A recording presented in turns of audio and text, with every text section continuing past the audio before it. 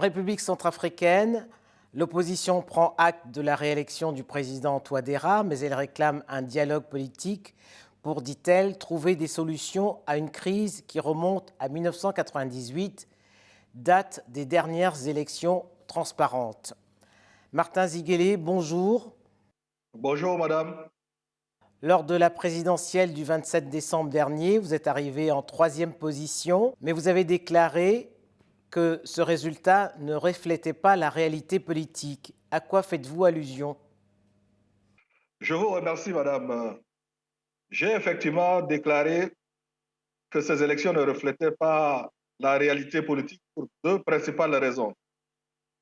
La première, c'est que 2 électeurs sur 3 ont été empêchés par les groupes armés de voter, alors que peu de temps avant, la mission des Nations Unies en Centrafrique nous avait rassurés en nous disant qu'il y avait un plan robuste de sécurisation des élections. Le jour des élections, cela s'est révélé être une chimère.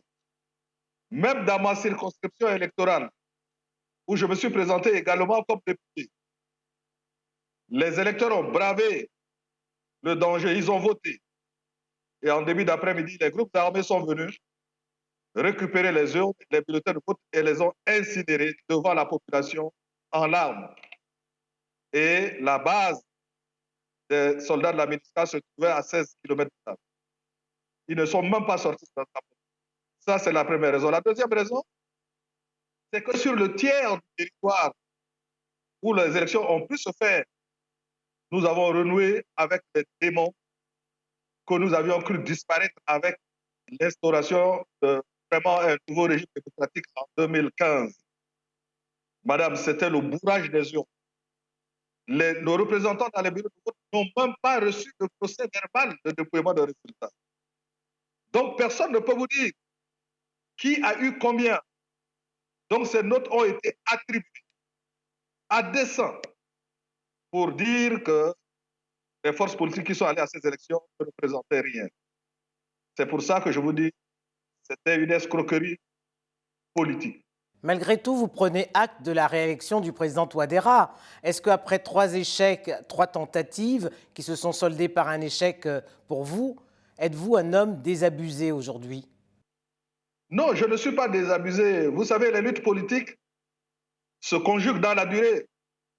Dans un pays qui a eu quand même à sa tête un Bokassa qui a connu plus de durée de régime militaire que de régime civil, nous sommes entrés dans une culture de la tricherie électorale, de l'autoritarisme, même insensé, qui fait que la lutte politique est plus actuelle que jamais.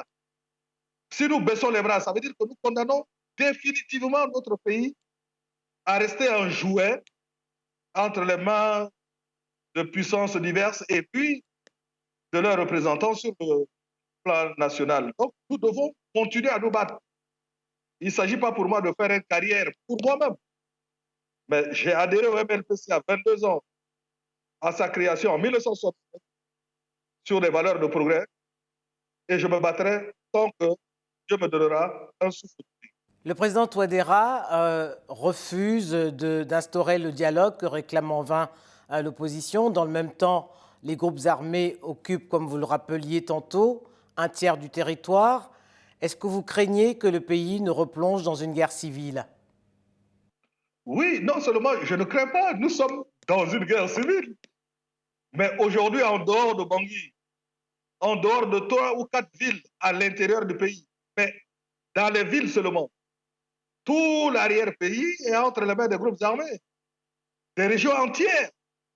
Et aujourd'hui, ce que je perçois comme militant politique, c'est qu'il n'y a pas une bonne et unique solution.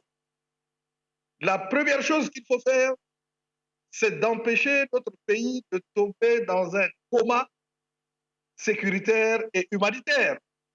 Parce qu'il faut penser aux femmes, aux enfants, aux vieillards, à toutes ces personnes qui aujourd'hui sont sans protection, c'est-à-dire sans État, sur toute l'étendue du pays.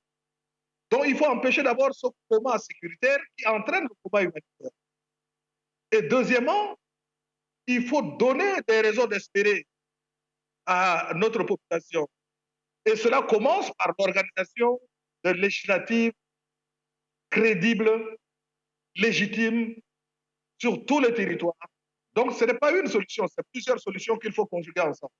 Arrivé aux portes de Bangui, il y a 15 jours, les groupes armés ont été repoussés par la MINUSCA, les soldats russes, mais également les soldats rwandais. Qu'avez-vous pensé de cette collaboration qui est une première? Oui, c'est effectivement une première, mais l'erreur, c'est de penser que la solution militaire, et surtout lorsqu'elle est externe, suffit pour stabiliser tout un pays. Parce que les interventions ou les appuis extérieurs, qu'ils soient conformes ou pas aux normes des Nations Unies, c'est une béquille, madame. Quel bilan vous faites donc des accords de paix de Khartoum au vu de cette situation? Comment vous pouvez arriver à la paix lorsque vous signez un accord de paix avec des groupes armés qui ne sont pas cantonnés? Dans les accords de paix en Angola, au Mozambique, au Tchad, au Libéria, en Sierra Leone d'ailleurs, les groupes armés étaient toujours cantonnés. Dès le moment où ils n'étaient pas cantonnés, j'ai compris qu'à peu de prix, nous étions ballottés vers des solutions qui ne pouvaient pas être atteintes. Et je regrette qu'aujourd'hui, j'ai été pratiquement seul à crier comme Moïse dans le désert. Parce que ce qui arrive aujourd'hui, on a tout évité. Avec moins de nonchalance, avec plus de lucidité. On aurait pu l'éviter. Mais c'est la faute à qui? Mais c'est la faute d'abord à l'exécutif, c'est l'exécutif qui dirige un pays. C'est la faute également aux garants et aux facilitateurs qui savaient très bien que tel que l'accord de paix était appliqué, pas l'accord de paix lui-même, mais tel qu'il était appliqué sur le terrain, on n'allait pas vers la paix. Et on ne fait pas un accord de paix pour célébrer chaque année. On fait un accord de paix pour en sortir le plus rapidement possible par la paix. Et les plus grands évaluateurs de l'accord de paix, ce sont les populations civiles. Combien de fois les populations ont exprimé leur désarroi, leur doute par rapport à ce qui se faisait sur le terrain et ce qui était écrit dans l'accord. Et nous, tous qui disions cela, nous étions considérés comme des oiseaux de mauvaise augure, comme des prophètes de malheur.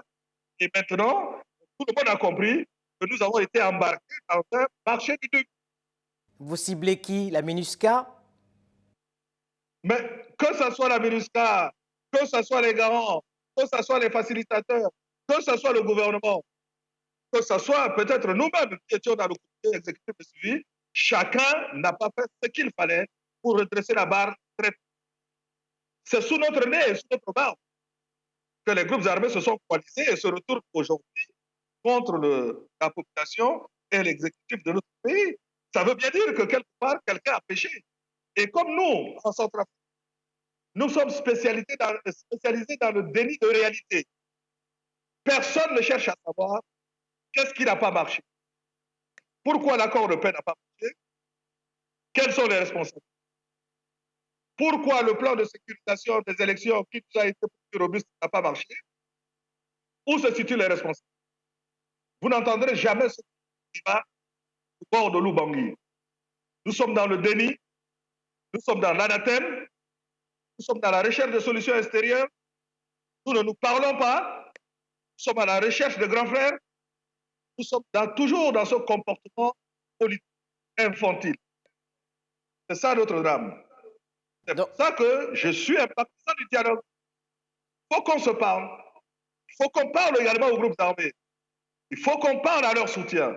Il faut que la CEAC prenne en main ce travail et qu'il le fasse proprement pour que nous arrivions à la paix. Parce que ce qui m'importe, c'est la paix. Ce n'est pas les carrières politiques des uns et des autres. Vous étiez nombreux à fonder beaucoup d'espoir sur la transition entre 2013 et 2015. On se rend compte aujourd'hui qu'elle n'a ni redéfini les règles du jeu politique, ni pacifié le pays. Oui, mais parce que nous commettons toujours les mêmes erreurs. C'est que les problèmes que nous n'avons pas pu régler de manière claire, nous pensons que les élections peuvent les résoudre. Et les élections étant plus catastrophiques que ce qui se passe ailleurs au Burkina ou au Niger, nous nous retrouvons avec les mêmes problèmes, plus les conflits électoraux. Et nous n'en tirons pas de leçons et nous continuons. Je vous donne un seul exemple. Nous avons décrié les conditions sécuritaires dans lesquelles les élections se sont passées alors que nous avions les assurances des Nations Unies et de l'Union africaine. On nous a tous dit que nous étions en train de mentir en quelque sorte.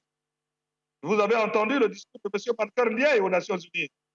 Il n'a pas dit autre chose que ce que nous avions dit, à savoir que le plan de sécurisation a échoué. Mais entre-temps, nous avons une crise électorale sur les bras, en plus d'une crise sécuritaire. Et personne n'en tirera les leçons.